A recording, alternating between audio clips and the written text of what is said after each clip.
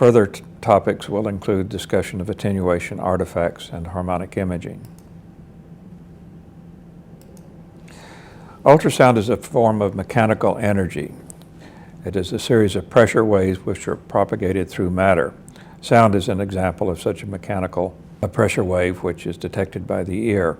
Ultrasound uses much higher frequencies of pressure waves.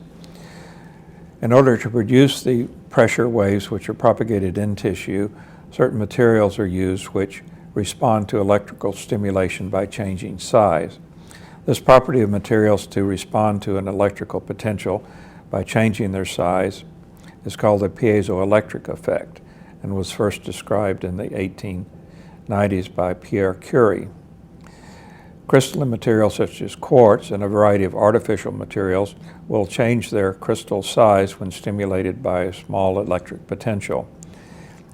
This change in size then produces pressure which can be transmitted or propagated into tissues.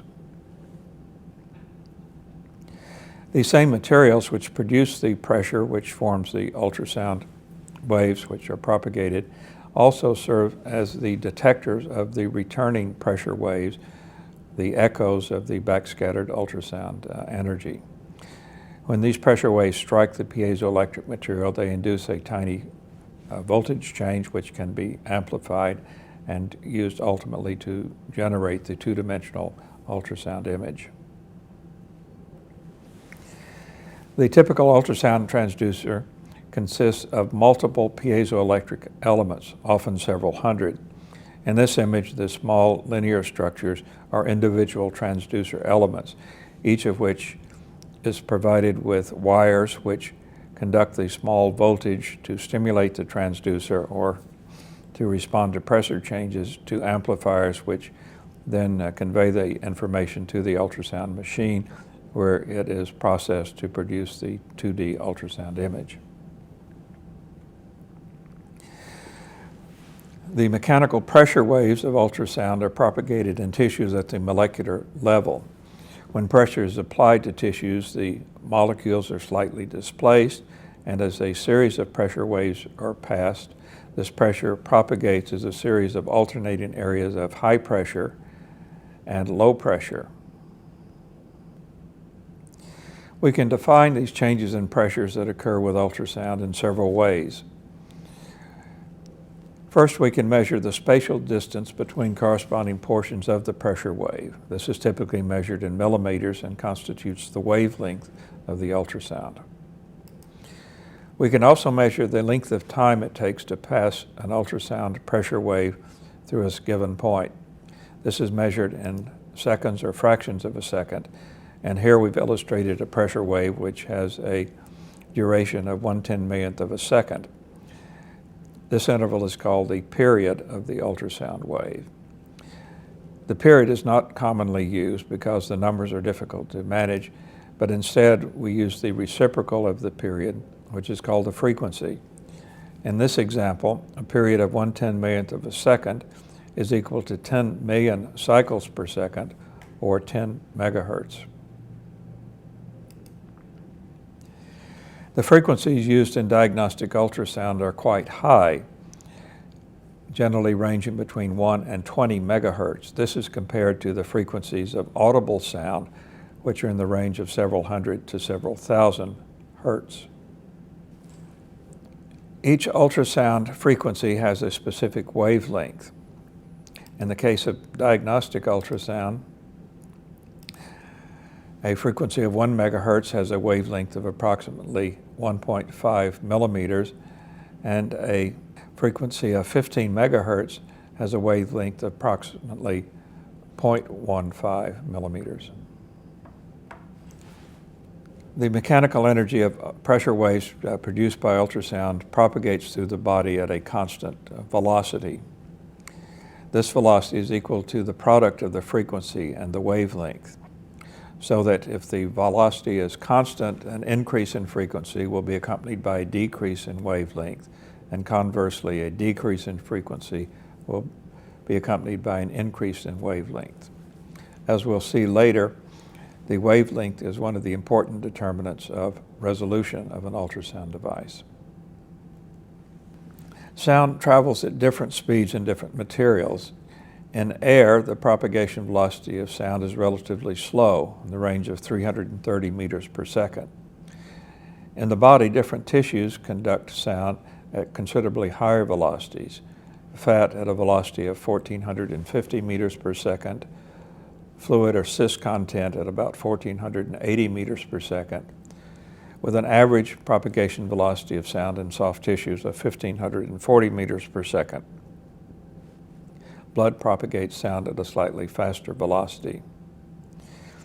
The ultrasound machine must assume a specific velocity for the propagation of sound in order to properly place echoes in their respective locations within an image. And for this purpose, the machine assumes the sound will travel 1,540 meters per second. The pressure produced by an ultrasound transducer is propagated in a series of pulses at high velocity through tissue, with relatively long intervals separating the pulses of ultrasound energy. It's actually possible to produce ultrasound in two fashions. One in a continuous fashion, in which the transducer has emitted a continuous stream of ultrasound pressure waves, or in a transducer that emits short, brief pulses of ultrasound energy separated by relatively long intervals. For imaging, very short pulses are used, generally consisting of 2 to 3 cycles of ultrasound, separated by very long intervals in which no sound is transmitted. The use of pulsed ultrasound is essential for imaging applications. In imaging, the transducer produces a small pulse of energy which travels into the tissue until it encounters a reflecting interface, causing a small amount of the energy to return to the transducer, where it is detected and displayed. In order to produce the image, the ultrasound machine relies on a very simple principle called echo ranging. In a sense, the ultrasound machine functions as no more than a sophisticated stopwatch. If we consider a transducer at the surface of a piece of tissue with an object at some unknown depth beneath the surface, and fire a pulse of ultrasound from the transducer, it will take a certain finite length of time for the pulse to travel to the area of interest. It'll take a similar length of time for the sound to travel back to the transducer where it's detected. In this example, we've indicated that it takes about 0.145 milliseconds from the production of the ultrasound pulse by the transducer until the echo returns and is detected. If we can measure this time very accurately, then it becomes a simple matter of arithmetic to calculate how far the sound pulse has traveled. In this case, the total distance traveled is about 22.4 centimeters. Since this represents the total distance from the transducer to the object and back to the transducer, if we divide by 2, we determine the precise depth of the object from the transducer. By making hundreds of thousands of these measurements throughout the field of view, we can generate a precise position of each of the reflectors within the object and use the position information obtained in this way to generate the two-dimensional ultrasound image. The simplest mode of ultrasound was utilized over 50 years ago. In this case, the ultrasound transducer produced a pulse of energy accompanied by a voltage spike, which is shown on the left of the oscilloscope diagram. The pulse then traveled to the object, encountered an interface from which the sound was reflected. The reflected energy then produced a small voltage change in the transducer, which is displayed on the oscilloscope as a vertical deflection. Additional sound traveled deeper into the object until another interface is encountered, producing a second voltage change, somewhat weaker because the interface is weaker, and positioned somewhat delayed in time because the interface is further from the transducer. Notice that time and distance are equivalent as far as the ultrasound machine is concerned, because the machine interprets a delay in time as indicative of a greater distance of the reflecting interface from the transducer. In this example, the process is repeated again until the third interface is detected, and the final display shows 3 voltage spikes on the oscilloscope screen, the height of the spikes indicating the strength of the reflector, or the amplitude, and therefore this is called amplitude mode or A-mode ultrasound.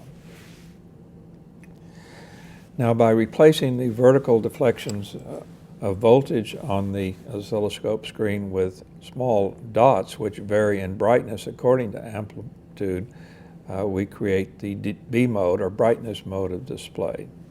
In this case, each of the interfaces is represented by a bright dot, which varies in proportion to the strength of the interface.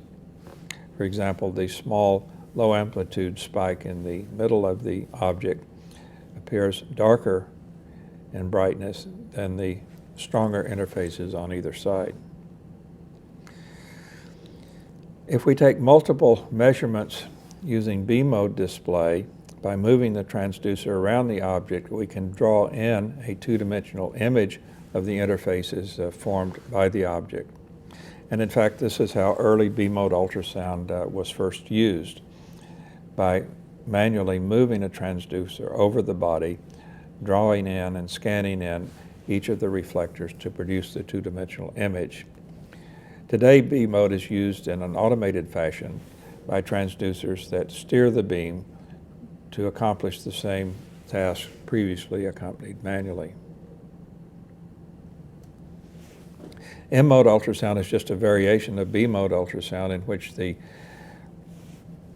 position of reflectors is monitored over time, so that if an object moves as the scan is being performed, and this motion is viewed over an interval of time, this can be displayed as a B-mode image showing movement of structures along a single line of sight over an interval of time. In this case, the motion of the interventricular septum of the fetal heart is shown clearly moving. This is the second in a series of presentations dealing with basic ultrasound principles. The emphasis in this presentation will be image resolution. High-quality imaging requires several attributes. One of the more important of these is spatial resolution, as well as contrast resolution, temporal resolution, and freedom from artifacts. In ultrasound, the consideration of resolution must take into account resolution in 3 planes: along the axis of the ultrasound beam, so-called axial resolution, as well as in the slice thickness plane and in the plane perpendicular to the axis of the beam. Axial resolution refers to the ability to identify as separate 2 objects that lie one behind the other along the axis of the ultrasound beam.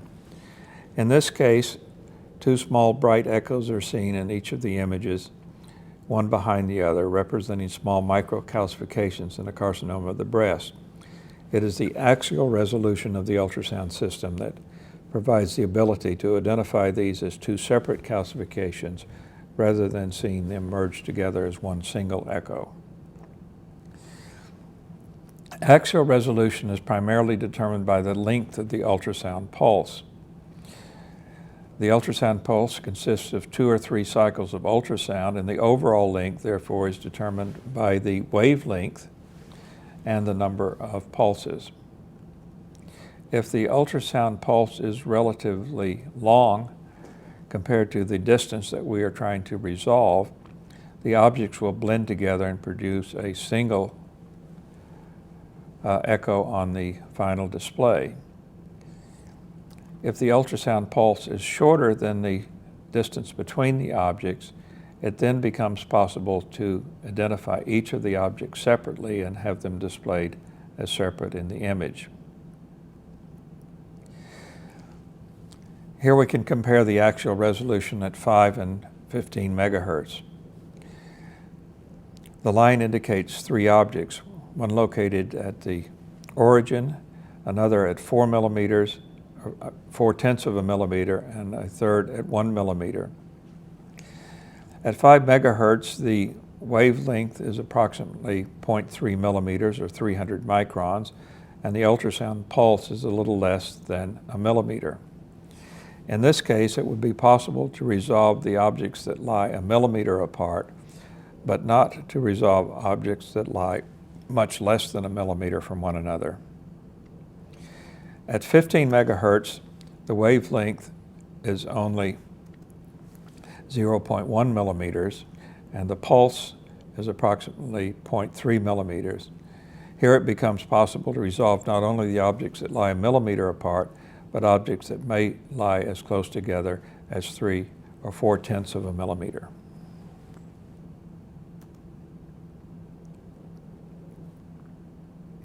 This again illustrates the high-resolution capabilities of a high-frequency transducer, in this case a 15 megahertz transducer, evaluating very small and closely placed calcifications within a breast cancer. Now, in addition to axial resolution, the quality of the ultrasound image is also affected by the width of the ultrasound beam. And as we can see in this photograph, the ultrasound beam, which is represented by the pattern emerging from the transducer on the left, changes in shape. As we move away from the transducer, it becomes very narrow, and then the field expands again. This point of maximal narrowing of the ultrasound field is called the focal zone and determines the lateral resolution of the ultrasound system. The lateral resolution, in turn, determines the ability to resolve as separate two objects that lie side by side in the plane perpendicular to the direction of the ultrasound beam. Here again, looking at examples of small calcifications within breast cancer, we can see that these tiny calcifications in each example lying side by side are clearly resolved as two discrete objects rather than merging together as one. This illustrates the lateral resolution capabilities of this system. Lateral resolution is extremely important because it is controlled by the user. By precisely timing the firing of the ultrasound elements, the point of greatest narrowing of the ultrasound beam can be regulated. It can be placed closer or further to the transducer. Notice that outside of the focal zone, point B in this image, the ultrasound field becomes wider, and therefore the lateral resolution diminishes in these locations. In addition, the transducer typically has a dead zone very near the transducer in which very little useful information can be obtained due to interference of the ultrasound energy at this location. The placement of the focal zone is one of the most important user controls affecting overall image quality. Normally, focal zone placement is displayed as an arrow or marker along the depth axis of the ultrasound device.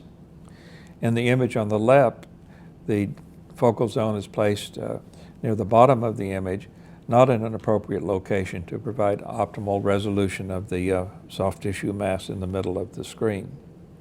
On the right, the focal zones are placed at the level of the area of interest and provide the optimal image quality at this depth.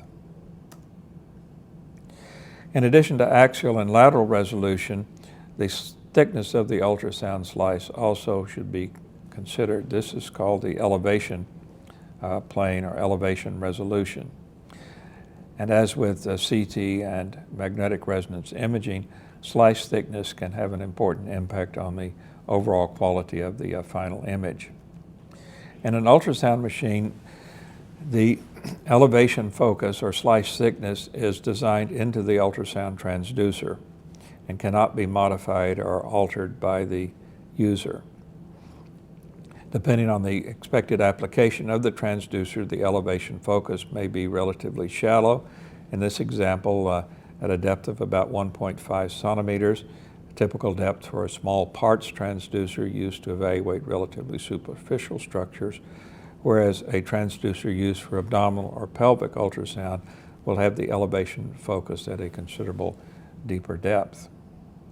The third portion of this discussion of basic ultrasound imaging will deal with important ultrasound artifacts. The ultrasound machine makes a number of assumptions when it creates an image. And when these assumptions are not correct, artifacts may arise. One assumption that the machine makes is that the ultrasound beam is narrow and uniform in width. As we've seen in the discussion of lateral and elevation focus, this is not the case. The width of the ultrasound beam varies depending on the placement of the focal zone and the inherent elevation focus incorporated into the design of the transducer.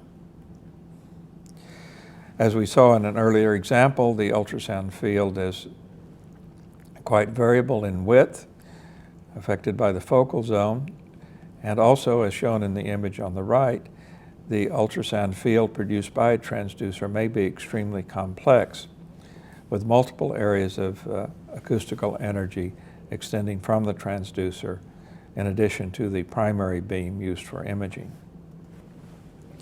Here is a simplified example of the energy pattern produced by a transducer in which the central beam of the ultrasound, indicated by A, represents the assumed path of the ultrasound energy by the machine, where B and C represent additional areas of relatively high acoustical energy called side lobes. These vary from one transducer to another and are important because if the side lobe interacts with a strong interface, the echo from that interface returns to the transducer and is displayed in the image.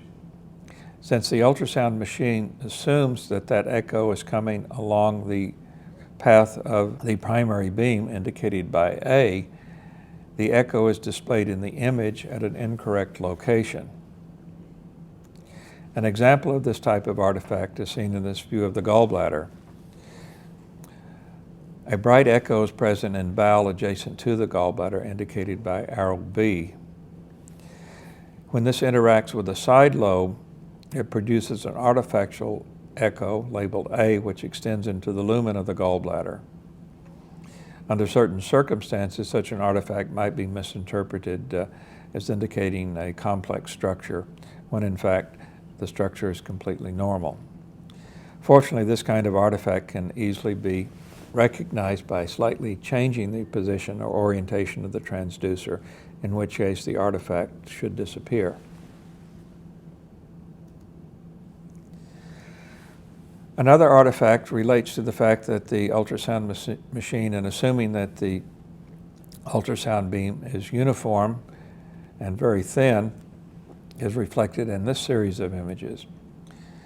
Here we can see the scan plane of an ultrasound field passing through a cystic structure such as the gallbladder, and when the plane passes directly through the center of the cyst, the wall is depicted in an accurate fashion. If, however, the scan plane is near the edge of the cyst or gallbladder, averaging due to slice thickness artifact results in a thicker appearance of the wall than is actually the case, and may lead to overestimation of wall thickness. Finally, if the focal zone is not properly positioned, the divergence of the ultrasound beam in both the elevation and lateral planes may result in further volume averaging, creating the appearance of low-level echoes in certain portions of the cyst, such as shown here. And in fact, the area C shown in this view of the gallbladder represents artifactual echoes produced by volume averaging in the dependent part of the gallbladder. These should not then be mistaken for sludge or small stones. Another assumption that the ultrasound machine makes is that the beam travels directly to and from the echo-producing interface. This involves a little consideration of what kinds of interfaces scatter ultrasound. In general, there are two types of reflectors. One are called diffuse scatterers. These are very tiny interfaces within tissues and organs that are small relative to the wavelength of the ultrasound being used. The other reflectors are very large flat surfaces, so-called specular or mirror-like reflectors. In most solid organs, such as the kidney, liver, or in this case the breast, much of the tissue echo pattern is produced by diffuse scatterers. In this case, the ultrasound interacts with very small tissue interfaces and is scattered in all directions. Some of the scattered energy returns to the transducer where it's detected. If you look very closely at the echo pattern within a solid organ, you'll see that it's made up of a number of small dots of varying size and brightness. This has a speckled appearance and in fact is called ultrasound speckle. Speckle is a type of artifact produced by the diffuse scattering of ultrasound energy. Each small scatterer sends ultrasound energy in a variety of directions, and as multiple scatterers are produced, the acoustical fields interact, in some cases in a constructive fashion and in some cases in a destructive fashion.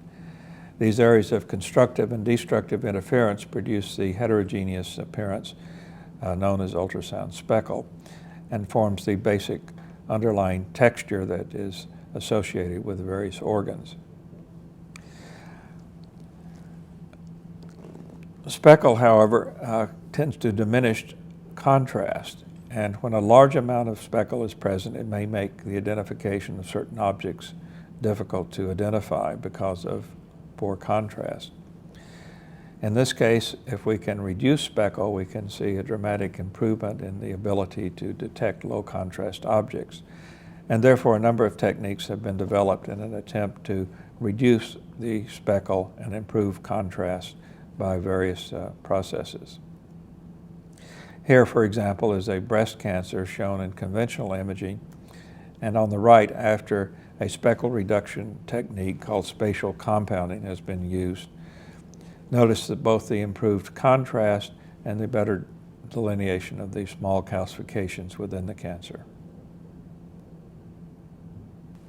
When ultrasound encounters a large flat surface which is relatively perpendicular to the ultrasound beam, some of the ultrasound energy passes through and some is reflected, returning to the transducer and displayed in the ultrasound image.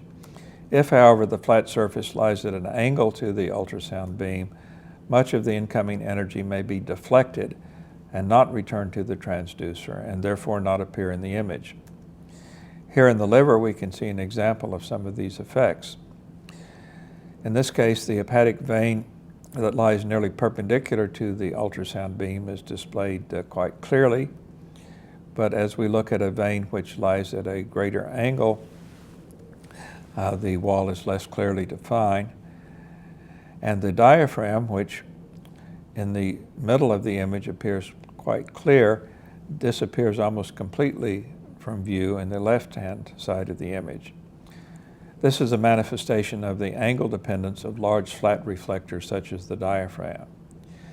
The portion of the diaphragm which lies nearly perpendicular to the transducer beam reflects most of the sound directly back to the transducer and is displayed very clearly, whereas the portion of the diaphragm that lies at an angle reflects sound off away from the transducer, so that the echo from the diaphragm is hardly displayed at all.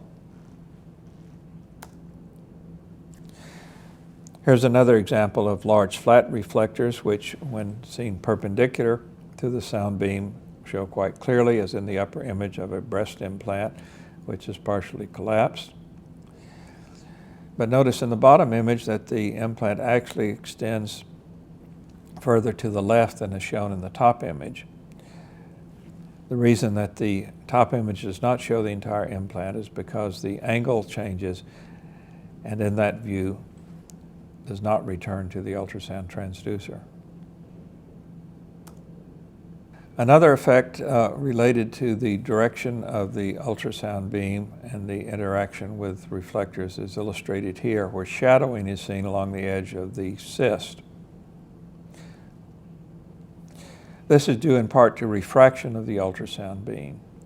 When ultrasound passes from one tissue to another in which the propagation velocities differ slightly, the direction of the ultrasound beam, rather than being straight, may deviate slightly depending on whether the velocity is increasing or decreasing as the sound passes from one tissue to another. This deviation of the direction of the ultrasound as it passes through the interface is called refraction.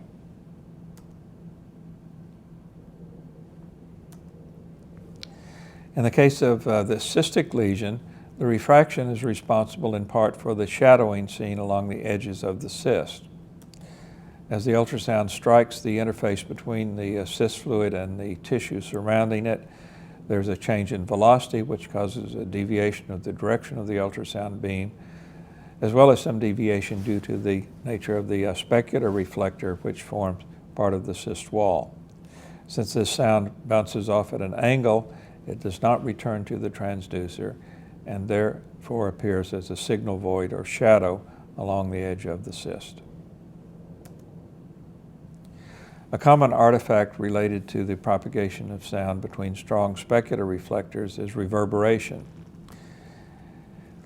Sound striking one large specular reflector will be partially returned to the transducer. Some will penetrate further, striking the second strong reflector, producing a second echo. What may then happen if the interfaces are strong and parallel is that the sound may move back and forth between these two reflectors before it returns to the transducer. This requires additional time, and since the ultrasound device assumes increased time to indicate increased distance, the echo is displayed at an incorrect location. This pattern of repeating echoes progressively deeper within the object is the typical appearance of reverberation and is illustrated here, in which the double walls of a breast implant, being quite strong specular reflectors, produce a series of reverberation artifacts. Another somewhat more complex artifact is shown here, in which the path of the ultrasound beam is not what the ultrasound machine assumes it to be. Here we see two cystic structures within the uterus in this trans-abdominal scan through a full urinary bladder of the uterus. The first of these is a true structure, the second is an artifact. The reason for this artifact is illustrated in this example. Object A is produced by the sound path directly from the transducer to the object and back again. Object B is due to the interaction of a refraction occurring at the junction or the edge of the rectus muscle. The sound is deviated, interacts with the cystic structure, returns to the transducer along the same path, and because this is a longer path, the object is displayed in the image at a slightly deeper depth and also along the expected path of the ultrasound beam, which is to point B rather than to point A. Again, this type of artifact, although uncommon, can be quickly corrected simply by changing the angulation or slightly altering the position of the transducer so that the effects of refraction seen here are no longer present. Two-dimensional ultrasound images are produced by a series of small scan lines that are generated very rapidly across the entire image field. This entire sequence of events occurs at a rate of 20 to 60 times per second. And by creating these multiple scan lines very rapidly, many, many times a second, the impression of real-time motion is achieved. One of the consequences of producing images in this fashion is that the scan lines are all similar in position. And in the case of a linear array illustrated here, they're all parallel. This means that the angle of inclination of each scan line to the target is fixed. Therefore, if we examine a spherical object such as shown here with such a transducer, the periphery of the structure, which is relatively perpendicular to the sound, will be displayed well, whereas the edges will not be seen as clearly. In addition, special speckle artifact may diminish the contrast of small subtle features within the mass. One solution to this is to scan at multiple angles. This will draw in the margin more completely, and also because speckle is a random event, by scanning at multiple angles, the true signals are enhanced while the speckle is not, and therefore speckle overall is reduced, improving contrast. This process of using real-time to scan at multiple scan angles is called spatial compound imaging and has been an important adjunct in certain types of applications such as breast and small parts imaging. Here is an example comparing a conventional image and a spatially compounded image of a small lesion within the breast. Notice the improved contrast of the image on the right, better definition of some of the specular reflectors in the subcutaneous fat, and reduction of some of the spurious echoes within the cyst. Also notice that the edge refraction artifact on the left is considerably reduced in the compounded image on the right. Here again is a comparison of conventional and compounded images of a small breast cancer in which the contrast is clearly improved in the compounded image, as well as the visualization of the subtle microcalcifications within the duct. One of the disadvantages of spatial compounding is that certain artifacts that may be diagnostically useful, such as enhancement and shadowing, are reduced by the compounding process. Here we can see the cyst on the left in conventional mode shows very clearly defined acoustical enhancement, whereas this is considerably diminished in the image on the right with compound imaging. The next topic in this discussion of basic ultrasound principles focuses largely on the issue of ultrasound attenuation. With ultrasound imaging, the ultrasound device makes a number of assumptions which may or may not be correct. One of these assumptions is that the attenuation of the ultrasound beam is uniform, and in fact nothing is further from the truth. When ultrasound passes into tissues, it encounters interfaces where tissues differ slightly in physical properties. The degree of difference between these properties, which largely are the propagation velocity and physical densities of these tissues, determines the proportion of sound that will be reflected at that interface. As the sound, therefore, is reflected and absorbed by the tissues, ultimately being converted to heat, the intensity of the ultrasound decreases as the depth increases. Here, for example, at 5 megahertz on the left, if we pass the ultrasound into a specified depth, we'll discover that at a certain point only 10% of the initial intensity is present, and if we pass the sound an additional similar depth, and another 90% is removed, resulting in a residual intensity of only 1% of what was initially applied. At 10 megahertz, the same phenomenon occurs, but much more rapidly. Here, at the same depth that removes only 90% of the energy from a 5 megahertz ultrasound field, 99% has been removed at 10 megahertz. As ultrasound energy is removed by reflection and attenuation of tissues, a shorthand is used to describe the relative intensity at various locations within the ultrasound field. Here we want to compare the intensity at point A and point B. And in this example, at point A, we have 100% of our power, and at point B, 1%. This can be expressed as a ratio of 1 over 100, or we can take the log of this ratio, which is a ratio of 100 to 1. The log of that would be 2, and if we multiply that by 10 to achieve a decibel notation, we can describe this difference in the power at point A and B as differing by 20 dB. This becomes then a very useful shorthand for describing large differences in power at different locations, 20 dB representing a 100-fold difference in power. Now, most tissues attenuate sound at very roughly 1 decibel per centimeter per megahertz. And as you can see from this relationship, that higher frequency transducers attenuate sound much more rapidly than low frequency transducers. Now, we mentioned that the ultrasound machine assumes that attenuation is uniform. And we've just indicated that in fact that's not the case, that as we go deeper and deeper into tissue, absorption reduces the intensity of the ultrasound.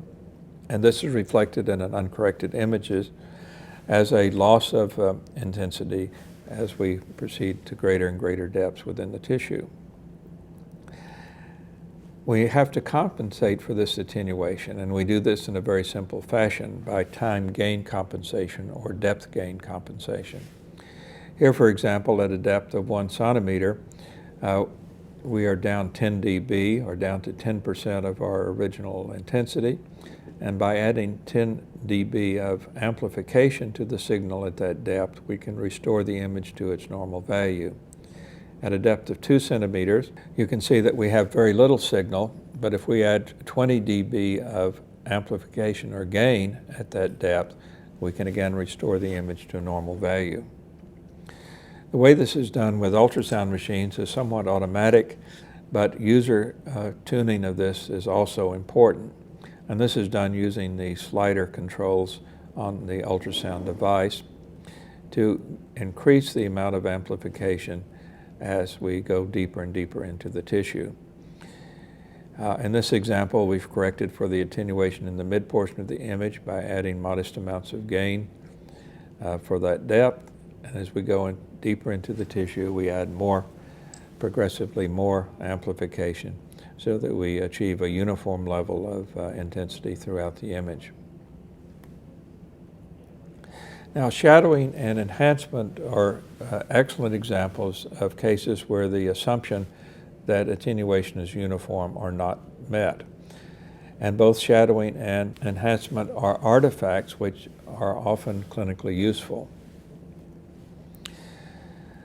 In the case of the cyst, at the surface, we have no attenuation, and we've added no gain to correct for attenuation.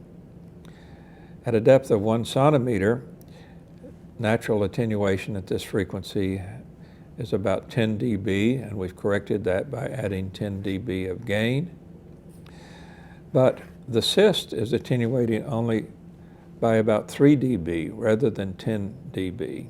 So when we correct the attenuation deep to the cyst, we actually end up plus 7 dB with much greater intensity than we started with.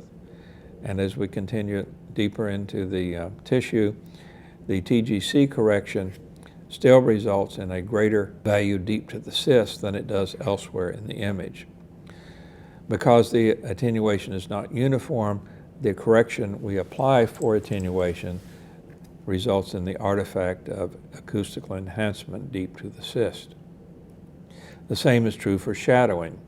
Here at a depth of 1 centimeter, attenuation has removed 10 dB. We've restored that with gain, but the mass has attenuated 20 dB. We've only corrected 10 dB, so we still end up with less intensity than normal, and this is apparent as an area of shadowing deep to the mass. Another consideration is that of bandwidth. Early transducers produced frequencies over a very narrow range indicated by the center portion of this graph. Modern transducers produce intensities over a much larger range of frequencies, in this example from about 6 to about 12 megahertz. This has several implications. With broad bandwidth transducers, the high frequency components can assist in imaging the superficial structures, but because the high frequencies do not penetrate to deeper levels, we require the mid frequencies and the lower frequencies of the broad bandwidth to restore the image to proper levels in these portions. Another assumption that the machine makes is that the speed of sound in tissues is constant. The machine is assuming that the sound is propagated at 1,540 meters per second, but as we've seen, it travels a little faster in blood, somewhat slower in water, and even more slowly in fat and air. Because the machine simply uses the measurement of time and then calculates based on the assumed propagation velocity the distance that the object lies from the transducer, if the propagation velocity is not what the machine has assumed, the location of the structure in the image will not be correct. Here's an example in which a fatty structure is illustrated deep within the liver. The sound travels more slowly through this area at about 1,450 meters per second compared to 1,540 meters per second in tissue. Because the sound travels more slowly, it takes longer for the echo to return to the transducer. The machine assumes that the sound has traveled at 1,540 meters per second, so the delay in return of the echo is interpreted as indicating that the structures deep to the fatty mass lie deeper in the body than is actually the case. And this results in the displacement of a small segment of the diaphragm from its expected location. A more subtle example of this occurs when ultrasound is used to evaluate large cystic structures. The propagation velocity of sound in cyst fluid is a little slower than in normal tissues. That means that the sound passing from the near wall to the far wall of the cyst will take longer because it's being propagated more slowly. The machine will then assume that this indicates that the cyst is slightly larger than is truly the case. And in this example, the true diameter is 5.3 centimeters, while the measured diameter in the image is 5.5 centimeters. This overestimation of the size of the cyst may result in an error in the estimation of the volume of the cyst, and in this case, the error is about 10%. A more dramatic example of this error in the assumption of the machine regarding the propagation velocity is illustrated in this scrotal ultrasound. One testicle has been removed and replaced by silicone prosthesis. And in fact, both the prosthesis and the normal testicle are identical in size. However, the slow propagation velocity of sound in the silicone results in its appearance in the image being much larger than is actually the case. Ultrasound has been enhanced in recent years by a number of advanced techniques which have made major contributions to the quality of image production.